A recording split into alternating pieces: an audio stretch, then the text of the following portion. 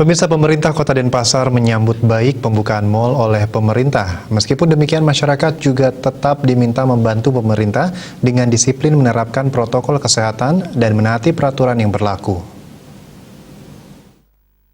Wali Kota Denpasar I Gusti Ngurah Jayanegara mengatakan meski masih berada pada PPKM level 4, hal yang dilihat pemerintah pusat adalah jumlah kasus kabupaten kota atau provinsi. Di Kota Denpasar kasus aktif tinggal 3% atau 1.200 kasus, kesembuhan 94% di atas nasional, dan angka kematian 2,4 atau di bawah nasional. Sementara untuk capaian vaksinasi 140% di atas 70% yang diperlukan untuk membentuk herd immunity. Dengan melihat angka-angka tersebut, Pemkot Denpasar sangat berterima kasih atas pembukaan mal-mal secara terbatas yang merupakan harapan untuk pemulihan ekonomi di Kota Denpasar.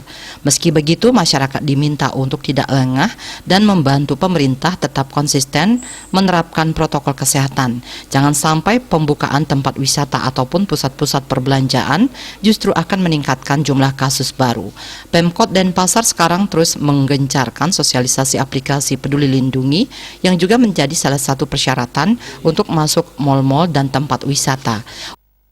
Kalau pengawasannya itu memang sekarang kan di mal-mal itu kan kita kan ada sarapan kita di mal-mal, nanti juga kan ada aplikasi Peduli Melindungi, itu kan ada indikator yang untuk mengukur itu. Artinya prinsip kita itu kan kami juga ada tim justisi untuk dari sisi penegakan daripada prokes. Semua kita dari tim justisi akan ya ada yang monitor terus semua. Ya, tapi harapan yang terbesar bagi kami masyarakat Denpasar, mari kita mengawasi diri kita sendiri, membantu pemerintah agar kita bisa cepat pulih gitu. Kita butuh dukungan bersama. Yang terpenting itu pengawasan dari diri sendiri. Kalau kita sudah merasa nyaman, merasa sehat, kita harus keluar dengan prokes. Itu intinya di sana sebenarnya. Apa sih Pak faktor? Riase Bali TV.